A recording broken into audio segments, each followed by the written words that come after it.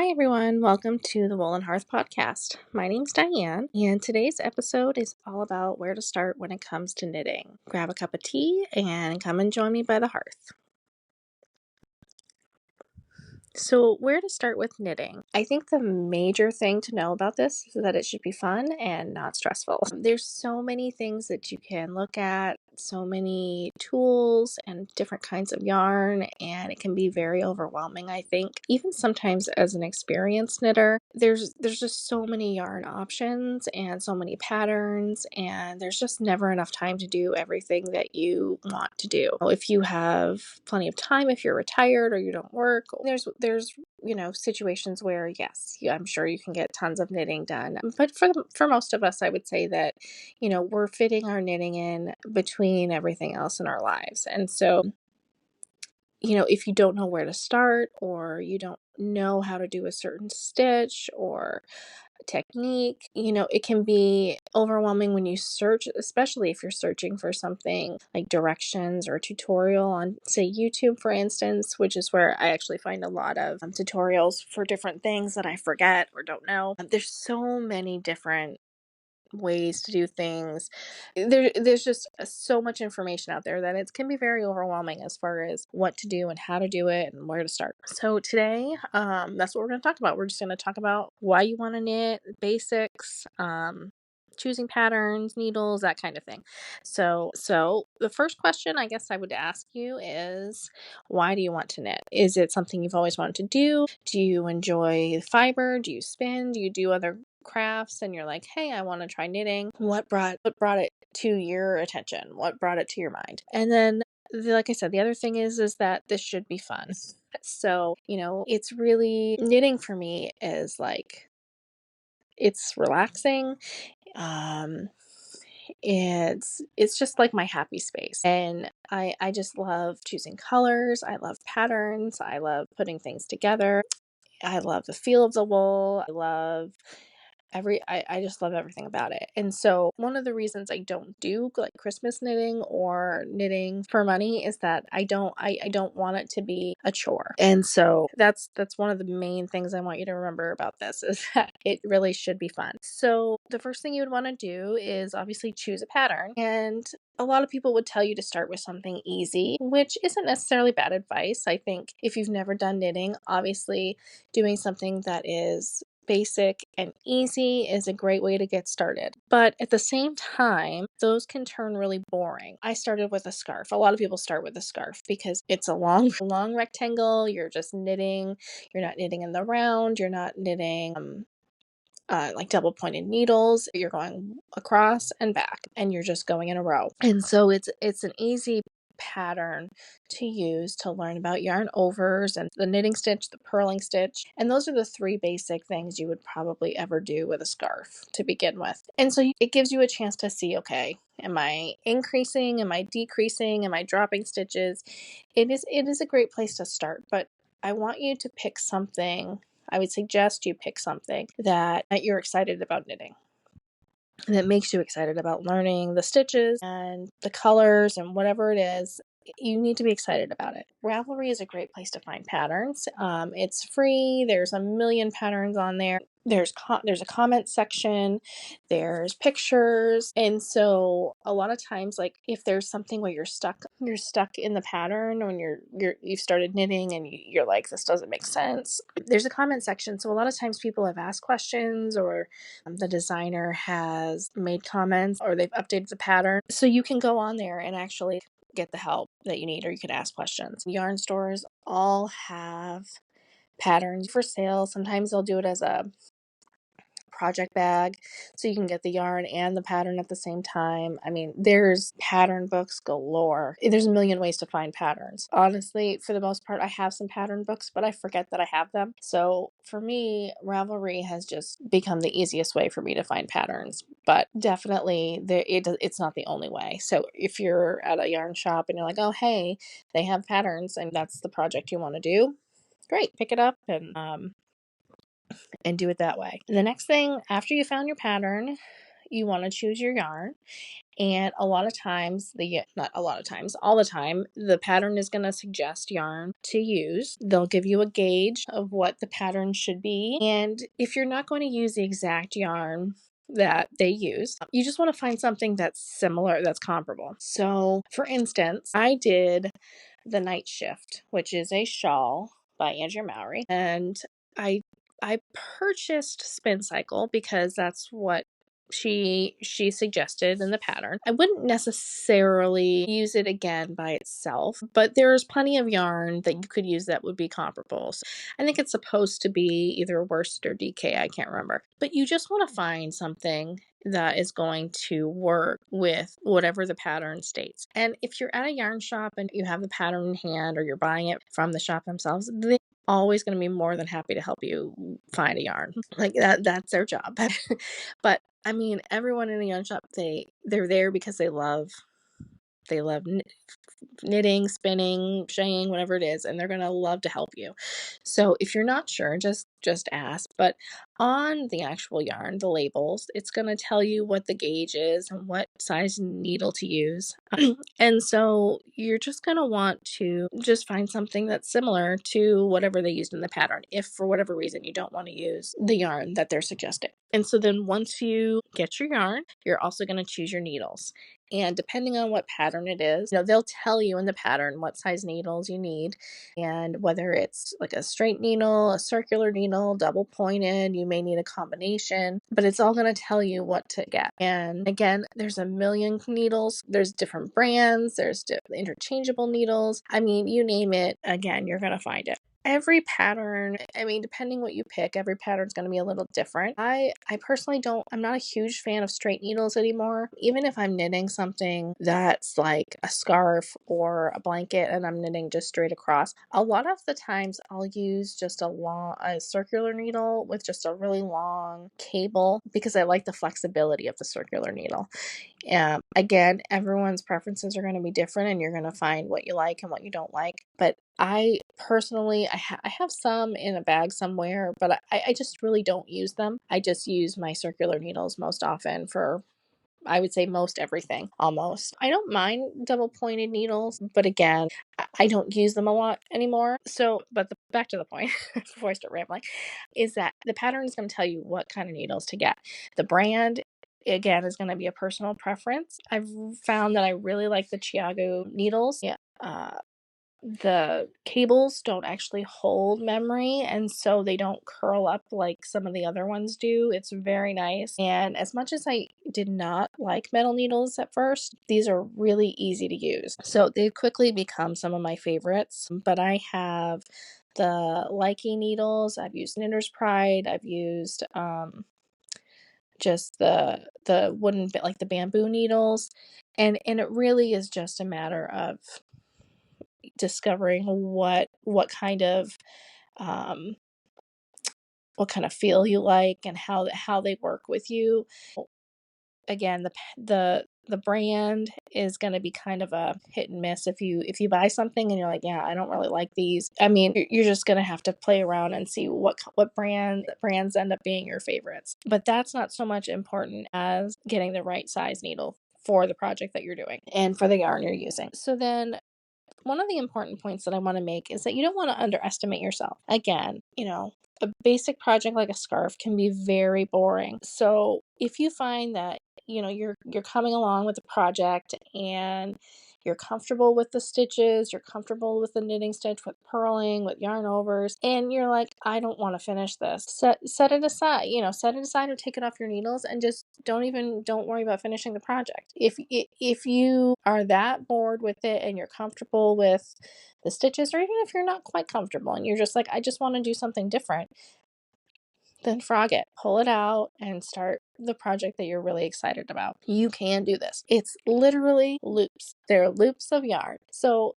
you know what? If you drop a stitch, you can always pick it up. If you get the wrong stitch count, you can always increase or decrease. It's not about I'm going to say it's not about perfection because it's really not. I mean, some people are perfectionists and they're going to pull something out until it looks just how they want it to look or how it fits just right. I mean, if you're starting and you have to increase a stitch at the end to make the right stitch count, like it's just not a big deal. So if you are bored with that scarf 6 inches in, 10 inches in, and you're like, oh my God, I can't do another row, just start another project. This is supposed to be, again, it's supposed to be fun, and you are smart enough to figure this out as you go in a project that takes a little more thought. You can do it. Next is don't be afraid to ask questions. YouTube is my friend, and I look up so many things that honestly I forget. If I don't do something very often, I go to YouTube and I search for a tutorial. One of the ones that I actually look at a lot is, of course, I'm not going to remember it. Crap. Pink Knits. I think it's Pink Knits. She has slow motion videos and they're fantastic. She does slow motion and regular. And so sometimes the slow motion videos are great because I'm like, I just want to see it a little bit clearer. And so a lot of times I'll do it along with the video. And then I'm like, okay. So then I people saved with who I watch most for tutorials, but YouTube is my friend. I never remember how to do Kitchener. I just don't. And so same thing with some of the make one right, make one left. Like I just don't always do them. And German short rows is another one. I don't do them very often. And so I'm constantly going back to YouTube for a tutorial. And that it happens. But if you have a knitting group or you know someone who knits or you want to just go to the yarn shop and ask questions, also just don't be afraid to do it. We don't know everything. There's no way to know everything. And again, if it's something you don't do regularly, I tend not to remember those things. I don't know about you, but I tend not to remember them.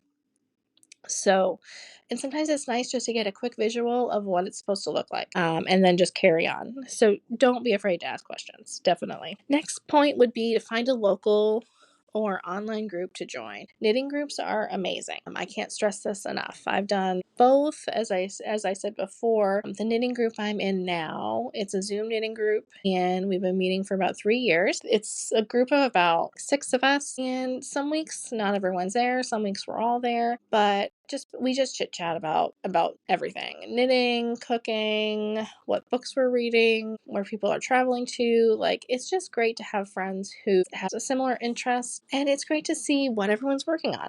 I can't tell you how many patterns I have with notes of like different books, patterns, yarns to look up, designers. Like I don't throw away my patterns after I use them because I literally have notes everywhere. And it's just a great way to connect. And so in my knitting group, that one of the local yarn shops here, they aren't doing it anymore, but it was, they called it a knit cafe. So it was like 2 hours on Saturdays. We would go and it was just open knit. Anyone could come in and just seeing what everyone's working on, talking about their projects, talking about yarn. It's a great way to connect with people and meet people. I'm usually the youngest person in those kinds of groups, but it doesn't matter because everyone is just so welcoming, and you have that common interest. And so I highly encourage you to find a local group, if it's at the library, if it's at a local shop, if it's online. It's great to just be connected to those things. The other thing would be, we have sheep and wool festivals in different spots of New England. Usually they're all in the fall, and it's like, well, we have one in May, but there's so many festivals in the fall fair season. Just going to them and getting inspired and meeting people, going to workshops and just talking to people that are local in your area, or joining like the Spinners Guild, or there's so many different ways to get connected with people who love fiber, who love yarn, who loves knitting, spinning, whatever it is you're doing. There's so many ways to get connected, and I highly encourage you to find some one way that wasn't very correct, but some way to get connected with people, because it's so much more enjoyable to have people that you can chat with about what you're excited about and your projects and all of that. It just makes such a difference. And so my next point is to just keep going. And you're probably like, I know what you mean. So sometimes when you're knitting a pattern, and I've felt it several times, is you're not sure it's actually working out. You're knitting this and you're like, is this really like you just don't know that it's working, or it doesn't feel right, or it looks weird, or You're not sure how it comes together because you can't actually visualize it, you can't see it. But so you just have to trust the pattern and just keep going. And there are times, I mean, we're all human. There are times where the pattern is actually wrong, but um, but the fact is, most patterns, if especially if you find it on Ravelry or in a knit shop or something, they've had people test knit these patterns. And so, like, multiple people test knit these patterns. And so by the time that the pattern actually comes out, they're generally, I would say, like 98% of the time, there are not going to be errors in the pattern. And so you just need to trust that doesn't mean it can't happen, but generally, you just need to trust the pattern and just keep knitting. And it will get to where you're like, okay, this makes sense. And there will be times, like, I've had patterns that I had this thought of, like, is this right? And it was a sweater pattern. They had you do like they call it a lifeline, where you put in a strand of yarn to keep your stitches from falling out. And so you can pull, if you have to pull out stitches, rows, you won't go further than that spot. But I had to, like, knit the sweater halfway and then knit, like, pick up stitches. It was a really weird way to do a sweater, and I would never do it again that way. But it was a yoke sweater, and I trusted the pattern. I did it. Would I do it again that way? Absolutely not. But I had never done it, and so it was very strange, and I didn't understand it. But again, that's what was great about having the knitting group, was that one of the ladies in the knitting group had done that before. And she's like, it's weird. And yeah, it's not really the best way to do it, but it does actually turn out. And so I just kept knitting, and I finished the sweater, and it turned out fine. But again, sometimes you just have to keep knitting. Just trust the pattern and keep knitting. And if it really isn't working out and it's not making sense, you can always reach out to the designer. You can always reach out if you've got the pattern on Ravelry. I don't know about on, like, a pattern you bought at the store. I don't know if they have contact information specifically, but if you were to find it on Ravelry, you could reach out to the designer and say, hey, this is not coming out correctly. Am I doing something wrong? Or is there, you know what I mean? And you can ask them for advice. And then just a reminder again, this is supposed to be fun.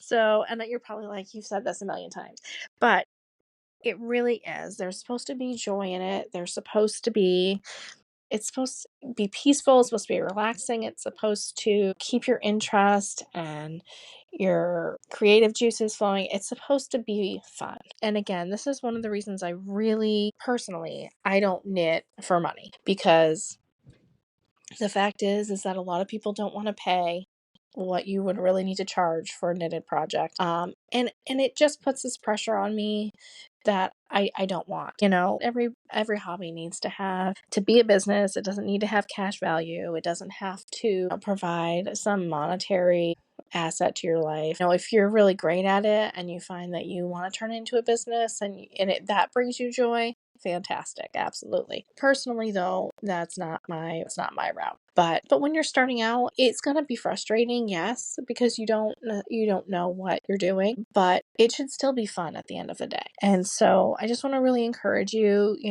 just to start, to find that pattern that you really are excited about. Pick out your yarn, your needles, and just start going. And again, the yarn shop is going to be more than happy to help. They're going to help you find the right pattern, the right yarn. They're going to encourage you. They're going to, give you all the extra stitch markers and all that kind of stuff that you might need. And they'll just help you get everything that you need to start. And just give it a go. And like I said, if you're really bored with the pattern, toss it, take out your yarn, and start something different. So I hope you've had a lot of fun listening. I'd love to hear comments. I'd love to hear when you started and how you started and what your first project was. Just keep knitting, and we'll see you next week. Bye, friends.